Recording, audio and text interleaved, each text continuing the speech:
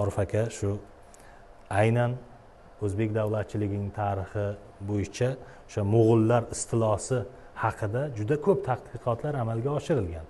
Bu sobiq ittifoq davrida qancha tadqiqotlar amalga oshirilgan. Bugungi kunda ham bu davr tarixini yoritish bo'yicha bir ilmiy tadqiqotlar amalga oshirilyapti.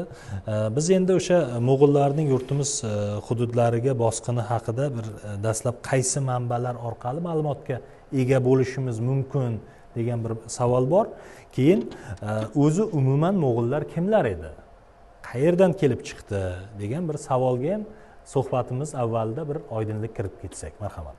Yurtimizning qulay geografik joylashuvi ajdodlarimizning tamaddunida ham muhim ahamiyat kasb eta boshlaydi.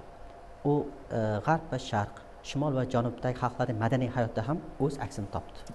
Bugun yangi O'zbekistonda 3-Renessans poydevorini qurishdek bir maqsad yo'lida birlashar ekanmiz. Bu tariximizni yaqqol yot mafkuralardan xolis sifatida o'rganishimiz darkordir. Xolis va haqqoniy.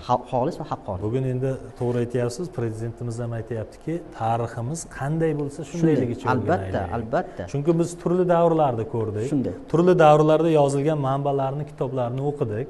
Chunki Ma'mur Temurga qanday munosabatda qaralganligini biz yaxshi bilamiz. Zahiriddin Muhammad Boburga qanday bir munosabatda qaralgan va qanday asarlar yozilganligini bilamiz.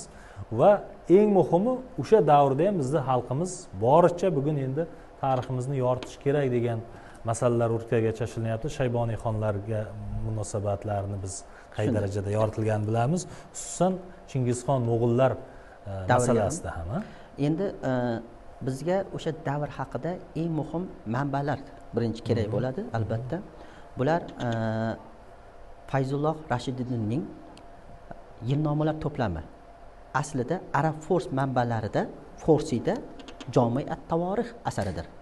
Yana bir manbada bu Ibn al-Asrning Al-Komil fi tarix asari.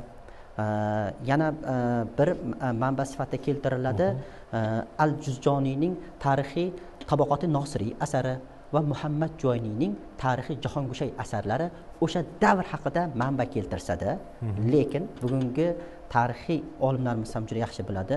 Bu Jaloliddinning sof oldi tarixchisi, ya'ni Sirat us Sulton Jaloliddin Manburniy asar muallifi Shihobiddin an-Nasafiy ham mana shu davr haqida muhim manba sifatida keltiriladi. Bizning tariximizda avvalambor Mo'g'ul bosqini arafasidagi, lekin manbalarda ham ta'kidlanishicha, bevosita birinchi Mo'g'ul imperiyasiga ham alohida e'tibor berib o'tishimiz kerak.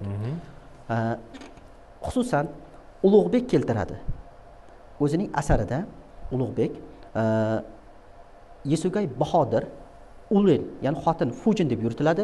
O'sha oilada bir o'g'il farzand dunyoga kelgan va butun no'yonlarni, ayollarni yig'ib, unga Temujin nomi qo'yiladi. Nimaga aynan Temujin sifatida keltirilsa, u tatarlar hukmdori Temujin nomiga atab qo'yilgan sifatida keltirilgan.